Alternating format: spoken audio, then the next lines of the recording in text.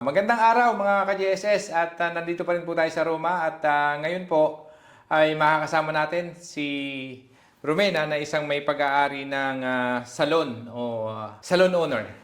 Maraming salamat sa iyo at salamat sa pagpapaunlak sa amin at na-appreciate namin yung time mo. Alam kong sobrang busy mo, na-appreciate namin yung oras mo. Maraming salamat sa iyo.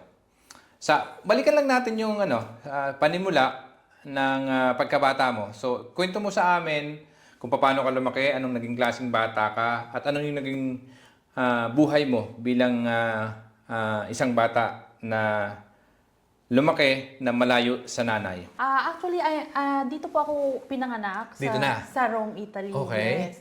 And then, ang mga magulang ko po ay domestic din sila. Okay. Dumating po sila dito mga 40 years ago. Okay. 4 po kami magkakapatid. Okay. And then, ako po yung pangatlo. Okay. So, lahat po kami pinadala sa Pilipinas. Okay. And then, dahil nga po sila ay domestic, hindi nila kayang i-maintain kami dito, ipalakihin. Kasi Okay. nga, marami pong yung napagtrabahuhan nila, hindi lahat tinatanggap na may Bata. May bata. So, kumaga, Yes po. ang problema ni Mami, papasok siya sa trabaho, pag may mga anak, Yes. hindi niya madadala yung bata. Yes. So, hindi ka naman pwedeng iwanan sa bahay Yes mag-isa. po, yes po. So, pinauwi kayo sa Pinas. So, Yes pinanganak po. ka dito. Ilang buwan ka umuwi sa Pilipinas? I think 6 months. 6 months old. Yes po, 6 O tapos months old. ngayon, nandoon ka sa Pinas, habang lumalaki ka, doon ka nag-aral? Yes Hindi. po. Elementary and opo. So, ngayon, gusto kong kwentuhan mo, kung paano lumaki ng obviously malayo sa nanay. Anong klaseng naging bata si Rowena sa Pilipinas? Ano yung mga memories na naalala mo na habang lumalaki ka? Marami naman po siyang magandang memories. Yun nga lang po, hindi talaga, siguro naghahanap ako ng pagmamahal Ng nanay mo? ng magulang. Oh, pero 'di ba kasi sa ating karamihan sa OFW, marami makaka-resonate dito. Para sa akin kasi, ang nagiging problema, pag ikaw ay nanay, iniwanan mo yung mga bata, masakit siyang bata yun eh. Pag ikaw magulang, masakit din sa magulang yun na iwanan mo yung mga bata. But then, parang sa akin, ang nangyayari kasi, wala masyadong option eh. Ika nga, gagawin ko lang to para din sa kanila. I know. 'Di ba? Parang, so, para sa'yo, bilang isang anak ng OFW, 'di ba? Tapos ngayon malayo ka, lumalaki ka sa Pilipinas, wala si Mami. Ano yung pangarap siyempre I'm not expecting nung 6 months old ka, may pangarap ka na, wala ka pang pangarap. Diba? So, habang lumalaki ka, anong pangarap mo nung bata ka? Actually, ang pangarap ko po, makasama ko yung mga magulang ko. Yun talaga lang ang gusto mong mangyari. Yes po. Yun po Oo. yung gusto kong mangyari.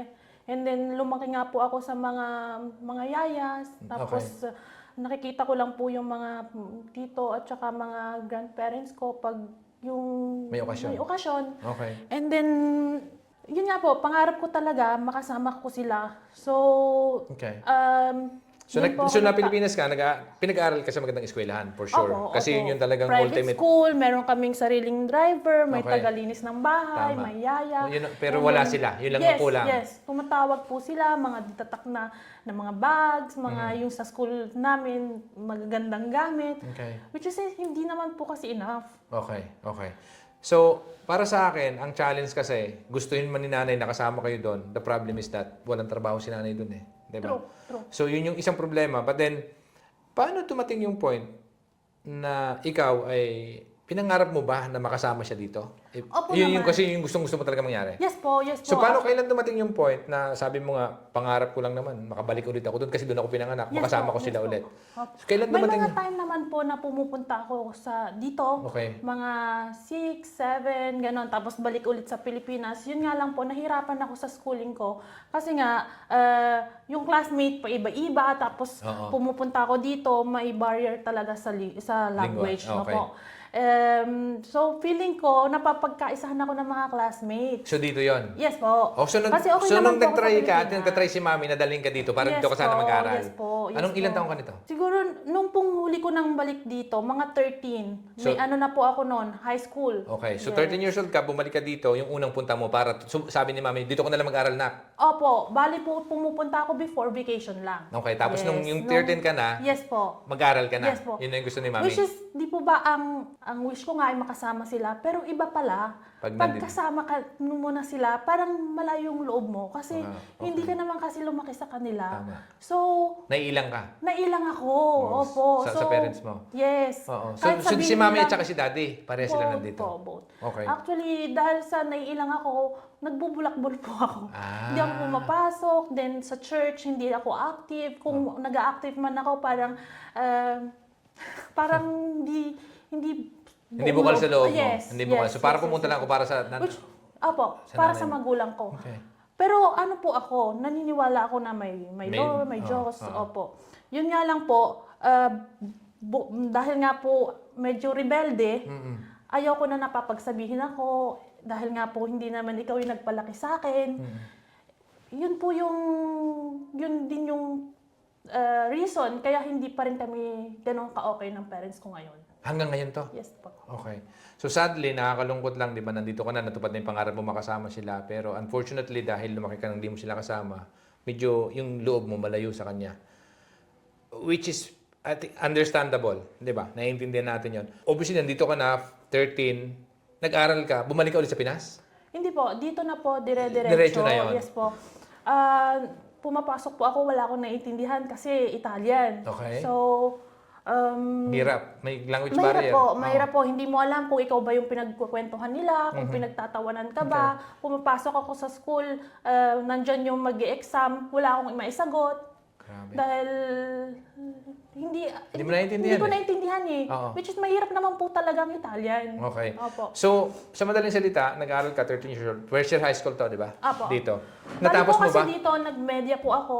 Okay. Media, 3 taon. Okay. Tapos 2 taon po ng superiore, which is high school. Okay. Dahil po dito, mas mahaba yung Yung schooling. schooling. Okay. So, Senior high school data, di ba? Parang year 12 sa Pilipinas ba yan? Tama ba? parang ganun. Okay. So anyway, so sa madaling salita, natapos mo yung pag-aaral? Hindi May naman. hindi ko po natapos. Nagtrabaho ka na? Nagtrabaho na po ako.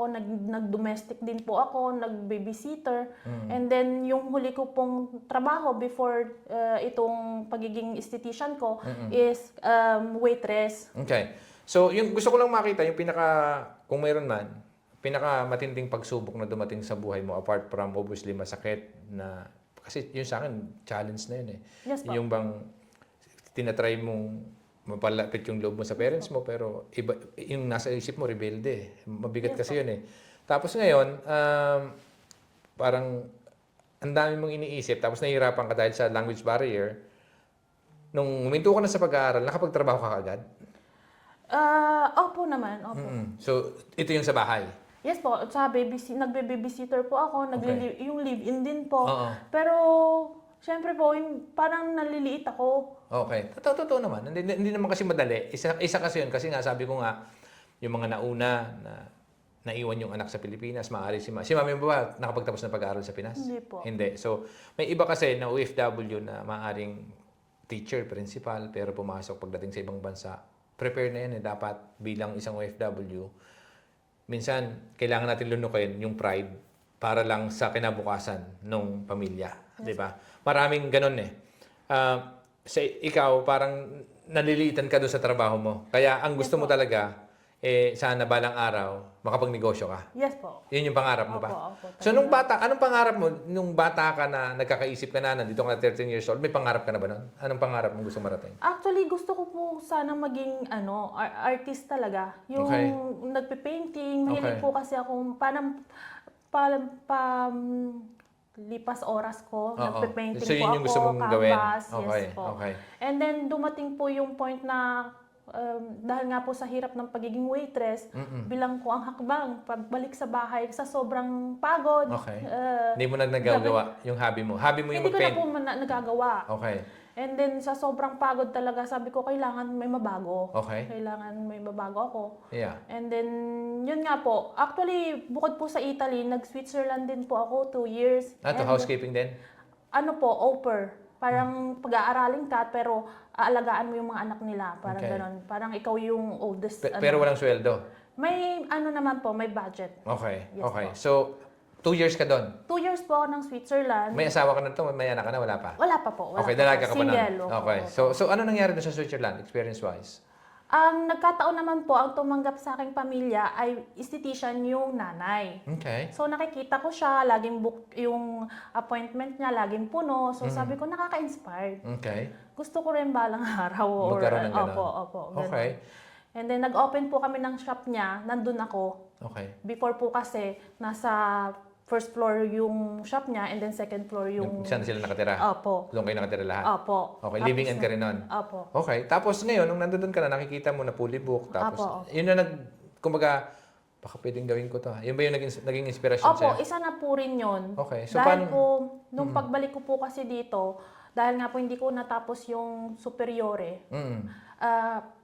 dapat po gusto kong maging designer. Sabi nila, hindi pwede kasi nga hindi ka tapos, wala kang diploma. Okay. So, ang nangyari po, sabi ko, paano ko magagamit yung talent ko sa isang profesyon? Mhm. So, yun po yung pumasok sa isip ko, maging beautician. Okay. Dahil para magamit ko nga po yung talent ko. Okay. Yes po. So nag-beautician ka nung una.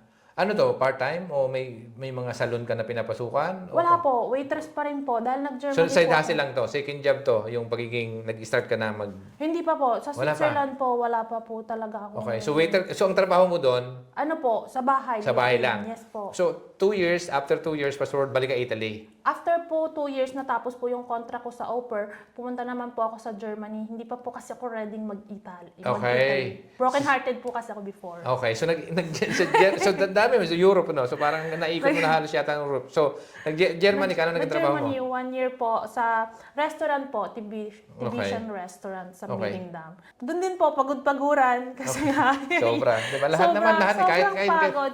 Pero, ano po nananalig ako sa Lord, kaya parang ang lakas ng loob ko.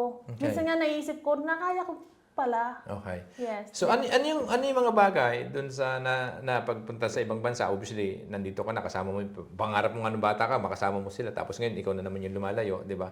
Tapos dahil nga siguro Hindi po kasi rebellious ka eh. Parang mayroon kang ganun sa sarili mo na parang, Para pong hinahanap ko yung sarili ko. Parang hindi ako kontento kasi nga po hindi naman ako pero walang direksyon, di ba? Parang Parang ganun. opo, sabi ko ano ba to? So, okay. So, hinahanap mo yung gusto mo talagang gawin at hindi ka sigurado, pero nagpunta ka ng Germany. So, anong experience sa Germany? Anong isang masasabi mo na kung mayroon mang biggest challenge? Saan ka nagkaroon ng biggest challenge? Sa Switzerland o sa Germany? Sa Germany po siguro. Ano yung kasi biggest challenge feeling mo ko mag-isa ako, ang napakalamig ng bansa, and then yung mga tao talaga, yung mga German, para sa akin, very cold sila. Hindi sila yung basta-basta makikipagkaibigan sa'yo. Okay. Pag di ka pa marunong mag-Deutsch, Okay. magtatanong ka lang, where's the toilet? Papalabasin ka, parang mga ganong, Grabe. ganong klase. So, mas matinding discrimination pala dito. Ang naranas mo, kumbaga, Yes po, yes in po. my opinion, di ba? Yes po, So, yes po. okay. So, apart from that, so after a year, balik to Italy, Yes po. ano nangyari? Wala po akong profesyon pa noon. So, sabi ko, babalik ako dito. Tingnan ko kung ready na ako dahil nga po, umalis din ako dahil nga naiwan ako before. Sabi ko, parang ready na ulit ako na bumalik sa bansa. Dito sa Italy na Opo. to. Oo. So, pagbalik mo sa Rome, anong naging trabaho mo ulit? Waitress po ulit. O waitress ulit? Opo. Kasi Okay. nga po, wala akong natapos. So, Tama. So, it's either sa bahay o waitress Opo. o coffee Yes shop. po, yes po. Sabi ko, mga 1 year po ako nagtrabaho, nakaipon naman po ako. Yun po yung ginamit kong pang course. Okay. So, Doon ko rin po nakilala yung asawa ko. so nag-aral ka na. Nung naipon mo para sa pang-course mo, Yes po. para pag-aralan na itong sa beautician, Opo, opo. Tama, di ba? Opo. So, pinakamahirap na experience o pagsubok sa pagiging waitress, ano yung naranasan mo being a waitress doon sa restaurant? Yun nga po, halos hindi nyo na nakikita yung araw kasi nga gabi na kayo umuwi ng bahay. Okay. Sobrang pagod. Tapos, Tutulog ka hanggang tanghali. yes po. Para pagpasok mo, pagising mo, papasok Yes na naman. po, Parang hindi- routine na yon. And then weekends talaga, hataw. Oo. Yun yung mga Grabe. holidays. Grabe.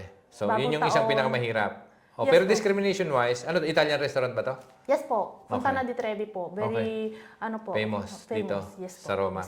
Okay. Ano yung mga natutunan mo na sabi mo nga na sana nakapagbigay sa'yo ng, kumbaga, yung natutunan mo doon, na-apply mo ngayon sa business at naging pundasyon para mas maging matibay ka pa bukod sa pagiging madasalin at naniniwala ka sa kanya na sige, laban lang, tuloy-tuloy lang tayo. Yes po. Ano yun? Dahil nga po Saka nakahalubilo ka sa sa mga mga iba't ibang klase ng tao. kultura, tao. Okay.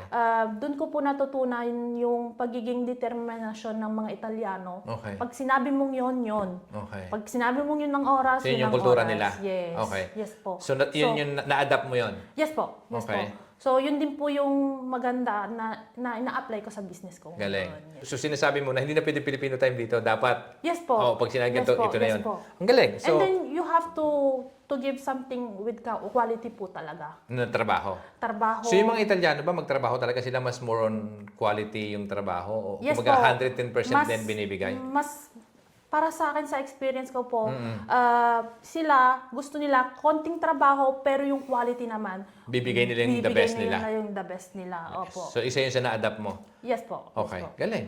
So, dumating ba sa point na parang gusto mo nang sumuko or may time ba na gano'n? Na parang, Sobra po. Maraming beses. Okay. Maraming So, beses. ano yun? Kwento mo sa amin. Ano yung tipong, ano ba naman tong buhay na to? Pagod na pagod na. Yes Wala po. namang Minsan, pag po kasi walang umaalalay sa'yo, habang lumalaki ka, hindi mo alam kung paano gastusin yung pera. Okay. Parang feeling ko, deserve ko, so gagastusin ko. Hindi ko pala alam na sa end of the month, wala na akong pambayad ng renta? Apo. Kasi murang isip pa po eh. Okay. So, gusto ko yung magandang gamit, Okay. bag, shoes. Okay. And then, hindi po ako marunong mag-handle. So parang ang ng ibig mo budget. sabihin, na sana kung naturuan ka ng parents Yes o po. nung mga magulang Yes po. mo na True. hindi ganyan ang paggastos, dapat hindi ka Yes naging po. ganong bata. Yes po. Okay. Nasanay po kasi ako sa Pilipinas na papadala sila ng pera, magaganda yung gamit mo. So, ang ginagawa ko, Nasanay ka na sa ganon, na Yes gusto mong po. bilhin yun ng sarili Yes mong, po, yes po. ng sarili Mali mong pala, pinagyan. mali Oo. pala. So ngayon, tama, naniniwala ako sa iyo doon na at least na-recognize mo na mas maaga. yes po. Oo, so ngayon, na-recognize mo na hindi naman kailangan branded eh, di ba? Pero, Hindi nga po. so mas priority ngayon. Anong ginawa mo? In terms of how you actually corrected those problems, paano ginawa mo? Yun nga po, kinailangan kong makaipon para magkaroon ng course. Mhm. So, imbes sa'yo na bumili ng gamit, mas sinisave mo yung pera Yes po. para magawa mo yung course yung gusto mong Yes gawin. po, yes okay. po. Galing nun ha. Opo. O tapos, Dahil alam ko po na pag nag-business ka, kailangan mo munang aralin. Huwag kang yung susubok Okay. nang hindi mo alam Tama. kung yung ginagalawan mo ay kung hindi mo pa sigurado, Yes kumbaga. po, yes po. So mas sa'yo, investing to yourself, which is good. Yes po, yes. Pag-aralan mo yung bagay na gusto mong pasukin dahil wala ka pa namang experience doon. Opo. So, kwento mo lang sa akin, gaano ka-importante na dapat, bago ka mag-put up ng business, kahit ano pa yan, dapat talaga tama yung ginawa mo. Agree ako doon sa sinasabi mo na mag-course muna ako bago ko simulan yan. Kasi mas gusto ko na alam ko na dapat yan. Di ba? Gaano ka-importante sa'yo yun? Bali, yun po talaga yung para sa akin, basihan ko muna. Opo. Bukod Okay. sa magandang serbisyo, dapat alam mo kung anong ino-offer mo. Galing. At kahit hindi, ibigay mo ang the best mo. Okay. Hindi kasi ibig sabihin magkamali ka, hindi ka na ma-improve. So, Okay.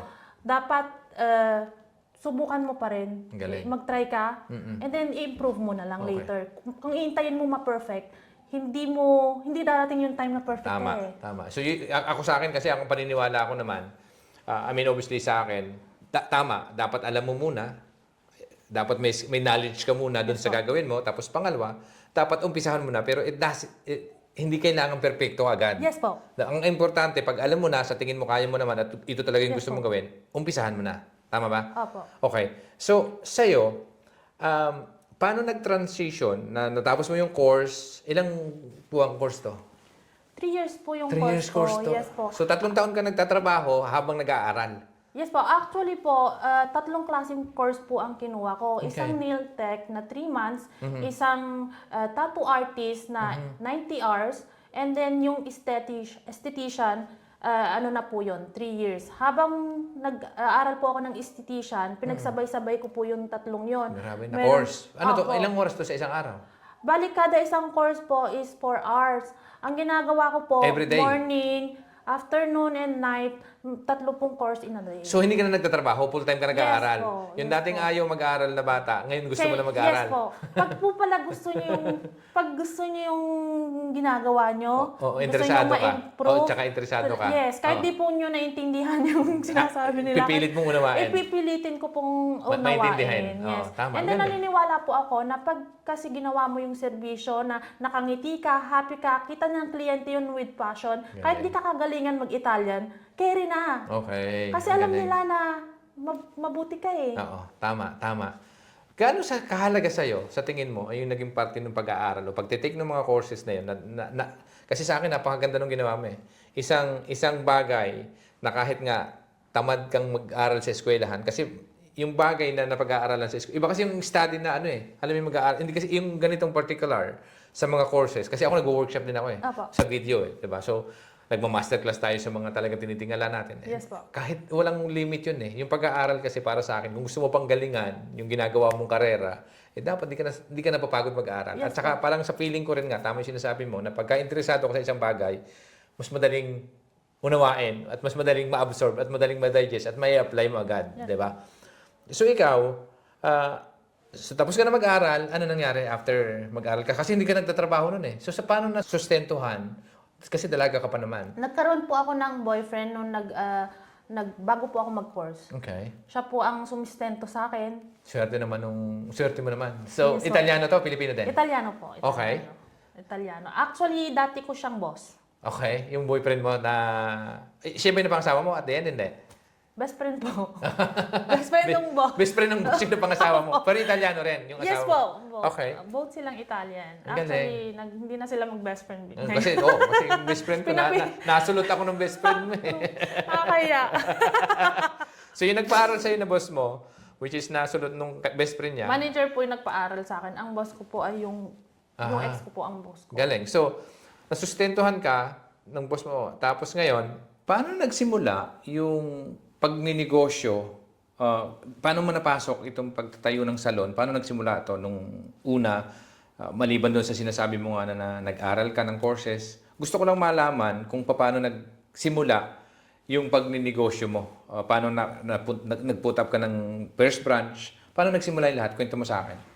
Habang nag-aaral po ako ng second year ng estetika, tapos ko na po yung ibang courses, yun na po agad ang tinarbaho ko. Nag-aaral ka, nagsi-second job, naghahanap ka na ng kliyente para Yes doon sa po. skill set na meron ka. Yes. So yung binuksan ko pong business, kahit nails and tattoo pa lang po ako. So may shop ka na? Siya. Yes. May physical shop ka na? Yes So may po. renta na yun Yes eh. po. Diba? So may Noong una po, syempre nag-umpisa muna ako sa bahay. Okay. Hanggang sa nagmi-microblading po ako, 6, 8, minsan 10 client a day. Grabe.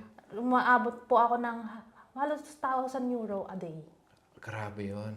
Sa isang araw. 800. So ang layo na, di ba? Na parang yung dating magkano per hour sa Dati po bahay. pinapangarap ko Hindi, yung sa bahay makakwenta na ng trabaho. 100 a day. Kaya na, masaya ka na. Masaya na ako. Tapos ngayon kumikita ka ng 1,000. Grabe. Yes po. So, sa bahay pa to, wala ka pang pwesto noon. Opo. Pag po kasi bahay, syempre wala kang taxes, so mas mabilis ang kita.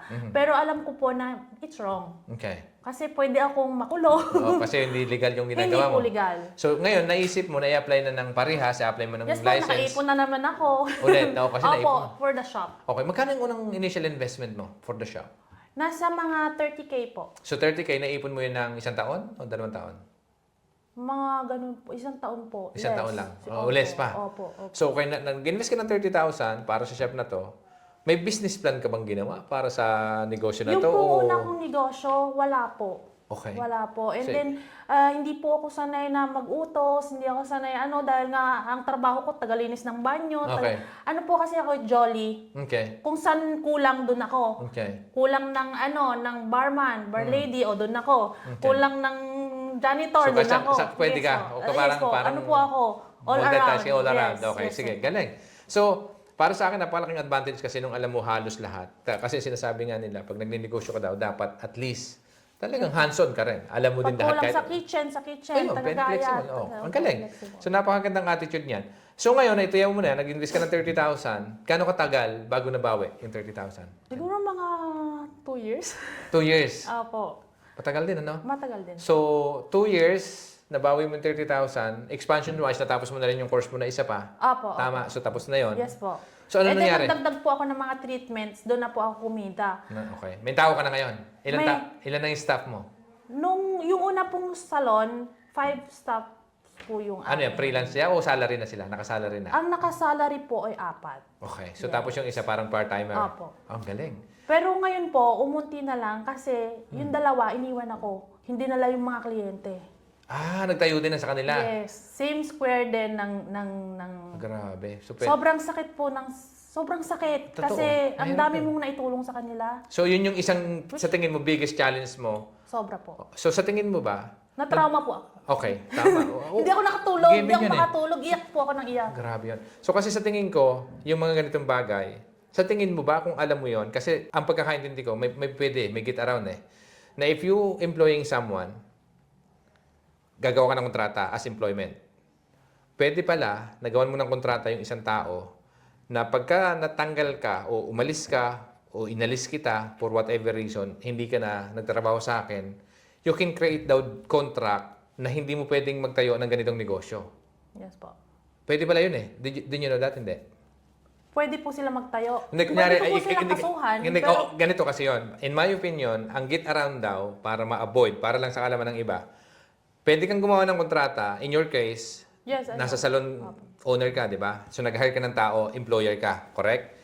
So, pwede kang gumawa ng kontrata na nakasaad sa kontrata mo, na sabihin mo na sa kontrata na to, okay, tatanggapin kita, ganito yung magiging trabaho mo. Pero pag umalis ka dito for whatever na hindi ka na connected sa company, hindi ka pwede magtayo ng parehong negosyo na ginagawa ko ng 1 year o 6 months o 2 years. yes po. Yun din po Spend- yung pagkakamali. Wala kang ganon. Wala. Kasi pag ganon daw, pwede mo silang isu. Kasi yun kasi ang dahilan ng iba, chances yun. So, na parang nga, yun nga, pirate yung clients mo. 'Di ba? So, which is napakasakit para sa iyo yun. Kasi, Opo. Kasi pinild up ko po yung... Tama. Ako Mabibigat po yun. yung nagpupublisita, yung sa T12. Lahat, Pilipino ba lahat to? Hindi po. May iba-ibang Iba't ibang lahi. lahi po. Ang galing. So, di ba? So, parang ngayon, so nasaan sila ngayon? Ikaw, anong plano mo ngayon? Natutunan? Ano yung natutunan mo doon sa pagkakamali na dapat pala nagawan mo sila ng kontrata na may ganon? Yes po.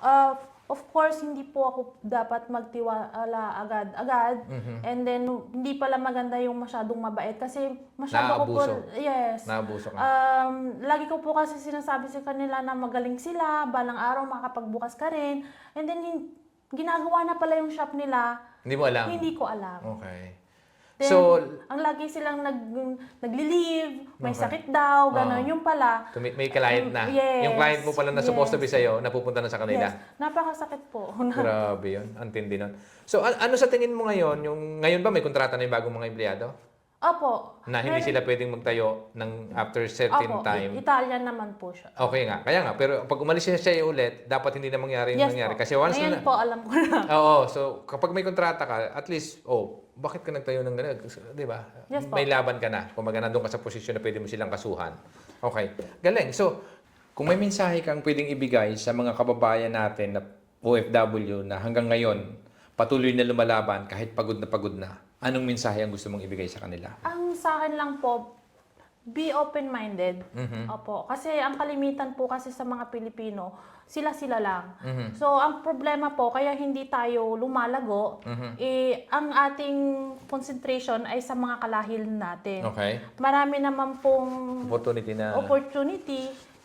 na pwedeng lumaki pa yung business natin dahil ang magiging kliyente natin ay hindi lang mga Pilipino. Galing. So, Open naman po tayo sa lahat ng Pilipino. Tama. Pero syempre, dahil nga po nasa Italy tayo, kailangan magbayad ng tax, kailangan magbayad ng... Kasi gusto ko po talaga regular lahat. galing. Hindi, mas maganda. Yes Kasi po. at the end of the day, may consequences naman kasi talaga yung parang kung narinig mo na yung salitang colorum, 'di ba, na pambiyahe, 'di ba? Ibig sabihin yung mga taong hindi lumalaban kasi ng parehas, chances are eventually baka mas malaki pa yung penalty o kaya you end up pa sa prison, Yes mas po. pangit. So, okay. And then, bukod pa po doon, ang karamihan ko po kasing kakapetensyang kababayan sa bahay lang din gumagawa, which is kahit ilang taon na sila doon, Hindi pa rin 6 sila years, 10 walang years, growth, 12, walang hindi sila nabubukas. Which is sa akin, sumusobra. Okay. Dahil okay lang mag-practice pero once nakita mo na kumikita ka, Magtayo ka na din. magtayo ka na kasi Yan. respeto rin sa kliyente. Kasi Okay. hindi lang naman ikaw madadamay, pati yung kliyente. Kung may mangyari doon, Tama. hindi mo Hindi sila naka-insurance, hindi naka-insured, 'di ba? So galing 'yon. So tama 'yon. So are you saying na kung mayroon kayong katulad mo sa pwedeng magtayo din ng salon instead na sa bahay, mas magandang Opo. magbukas na sila. Yes po, hindi Pag-ipunan naman at po pagandaan. kailangan na malaking-malaki agad yung may sarili ka lang kwarto and then, yes po. Galing. Sa lahat ng pinagdaanan mo, ano yung pinakamalaking natutunan mo at kumaga nagbigay sa'yo ng aral bilang isang OFW entrepreneur? Actually, may time po, nung mga time na yun, hindi ko alam kung magsasarado ba ako or hindi. So, nung tumitingin po ako sa mga anak ko, sabi ko kailangan kong lumaban. And then, isip ako ng isip, paano kong gagawin, bakit saan ako nagkamali. So, acceptin mo kung saan ka nagkamali and then, hanapin mo ang solusyon. Galing. So, saan ba ako nagkamali? Iniisa-isa ko, bakit ganito ang ginawa Kasi- nila sa akin? Mabait naman ako, ba't niya ako iniwan? Tuwi na lang. Lagi ako naiiwan. Okay. So, siguro, nung mga time po kasing nun, nag-convention ako, inilunch ko yung Aura, yung brand ko. Okay. Feeling ko, naramdaman nilang nagpapakaluho ako. Okay.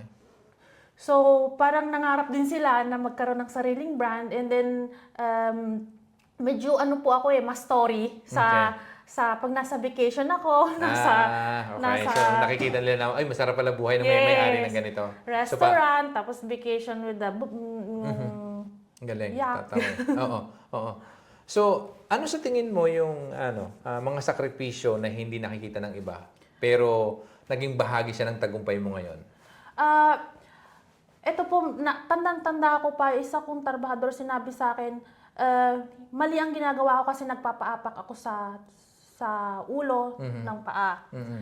Ang sa akin lang po, hindi po totoo yun kasi trabaho ko to Kung kahit mag-overtime ako, wala kang pakialam, bayad ka na Okay. Ako naman ang gagawa Oo nga. So, yun po, hindi porket na ikaw na yung business owner, hindi ka na maglilinis ng banyo, hindi ka na magtutulong sa staff. Okay. Akala nila, puro pasarap lang, pero hindi po. Dapat, sa'yo muna makita, and then gagawin Be ng... good leader, ika. Yes. Galing. Kung makakausap mo yung batang version mo noon, nasa Pilipinas ka pa, anong gusto mong sabihin sa kanya? Salamat, kasi hindi siya sumuko. Okay? And then, kaya rin po ako nag-workshop, free workshop, dahil alam ko na maraming mga bata na nandun sa sitwasyon ko before, Okay. na walang sumusuporta. Totoo naman. Dami niya ng pinagdaanan So, in other words, Malakas siya. oo, di ba? Sarap lang. Kasi sa lahat ng struggles na pinagdaanan mo, narating mo kung saan mo gustong makarating. At sa tingin ko, mas malayo pang mararating mo. Di ba? Tuloy-tuloy lang laban. Kung mayroon kang 3 bagay o advice na maibibigay sa mga kababayan nating OFW na maaring katulad mo rin yung ginagawa nila, mayroon silang passion sa alam mo yun, may skill na sila na magtayo rin ng isang salon o marunong na sila mag-makeup, kumbaga nandun rin yung talento pero natatakot sila magtayo ng negosyong katulad ng ginawa mo. Ano yung maipapayo mo sa mga taong nangangarap din na katulad mo? Sa akin po kasi napaka-importante na ang napapaligiran ka ng mga positive na tao. Okay. Yes, kasi medyo kultura po natin ang pagiging crab mentality and then hindi ka pa nakakarating sa gusto mong marating, ibinababa ka na. Okay. So, wag po tayong matakot na maiwan dahil ibig sabihin lumalabas tayo sa comfort zone. So, kung nasa labas tayo ng comfort zone natin, mas lalo pa tayong magiging magaling sa bagay na gusto nating gawin. Okay. Opo. And then, isa pa, yun nga po, aralin mabuti. Then, basta alam nyo, do your best. Kung alam mong best na yon, go. Go. Okay. But, kailangan mong gawin dahil mabuti yung puso mo, hindi ka nang iisa. Okay. Kasi ramdam ng kliyente yun Totoo. Pag nagawa mong best, go. No. Parang 100% lagi Yes sa po. mga lahat ng kliyente. 100%. Okay. Kasi time is gold. Gawin mo na. Okay. Yung the best. Okay. So, ano pa isa? Yung isa po, focus. Focus talaga. Huwag pa iba-iba. Oo. Kasi may kasabihan nga, yung apoy, Oo. kung patay-sindi at patay-sindi, hindi kukulo ang tubig. Tama. So, just laser focus kung ano yung gusto mong gawin at just focus and then take actions. Yes di ba? po, Para yes po. gawin mo kung ano yung mga dapat gawin doon para makarating ka doon sa pupuntahan mo. Gayahin mo yung sa tingin mo, Nag-work. Nag-work. Oo. Opo. Okay. Okay. Ang galing nun. Kung may mga gusto magpagawa ng whatever na services yung ino-offer mo, Yes. I'll give you a chance for tanyin yung camera na baka maaring Pilipino or kung gusto mong sabihin ng dalawang lingwahe, mga Italian na baka, kasi pwede mong i-share sa website mo to, yung part ng kwento na to, kung gusto mo silang imbitahan. Pwede mo siyang i-edit ng sarili mong version, yung part lang ng pag-i-invite. So, imbitahan mo yung mga potential client mo. Yes po. Unang-una po sa lahat, gusto kong pasalamatan yung mga kababayan po natin na nagsusuporta sa akin. Taon-taon nagpaparetouch sila ng kilay. Ang tawag po kasi sa akin is Kilay is Life. Okay. Si Romina Kilay is Life. So, maraming salamat po.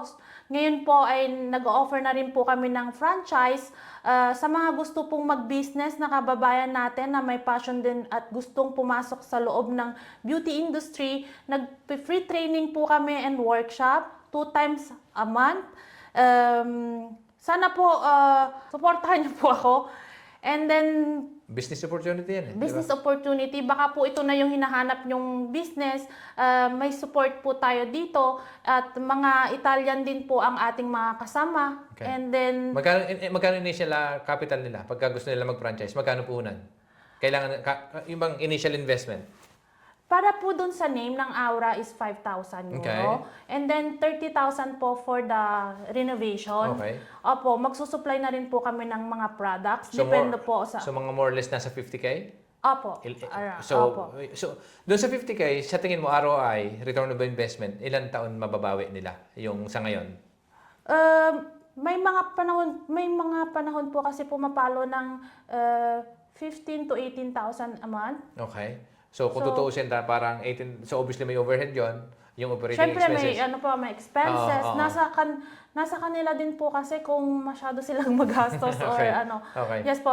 Sabi mo nga, yung 50,000 na capital initial investment nila ay mababalik sa loob ng more or less 12 months. Opo. Or yung ROI. Opo. Mabilis yun okay, so number, website. Nasa Instagram po kami, Aura Beauty Studio, and then Aura Beauty Studio .Roma ang aming website. Okay. And then malapit na rin po kami mag-launch ng aming skincare line. So abangan nyo po. From Sicily. So Aura is a Italian brand but pusong Pinoy. So, yung kinikita mo dati na sabi mo nga nag-1,000 ka, para lang sa kaalaman ng iba, para mas nakaka-inspire pa. Sabihin na nating 800. Huwag naman po sabihin mo. Baka sabihin nila, lagi na lang. Opo. So, yung kinikita dati ni Romina na sa bahay na maliit, magkano na ngayon? Ano na yung mga na-achieve na lang? Achieve na dahil sa pagnenegosyo mo, ano na yung mga napundar mo? Actually, yearly po talaga. Travel Travel. kami, then lahat ng gusto sa nabibili naman. Siyempre, hindi naman luxury. Okay. And then, siyempre, yung pa lang na nakakapagbigay ka ng trabaho sa ibang tao. Hindi lang kababayan, kundi iba't Okay. ibang nationality. Galing. And then, yun pong nakakasama ko yung mga anak ko na ako na yung naghumahawak ng time ko eh. So, kung may event, sasarado ko yung agenda and then, Okay. apo. Ano yung tagumpay? Ano yung success sa'yo? Ang success po sa akin is yung makatulong ka rin sa iba. And then, time sa family mo. And then, yung may mission ka. Vision and mission. Okay. Yes po. Maraming salamat sa oras na pinagkalob mo sa amin. Maraming salamat po sa At pag-invite talaga niyo sa namang akin. alam kong super busy mo, may bata pa, pinagbigyan mo pa rin kami at you po. maraming salamat sa iyo. Maraming salamat mga kababayan, maraming salamat po uli sa panunood. At kung kayo po ay may napulot na aral at na-inspire sa bagong episode namin, nandito pa rin kami sa Roma, ay pakishare nyo po yung aming video at mag-subscribe na rin sa aming channel. Maraming salamat po sa panunood at hanggang sa muli.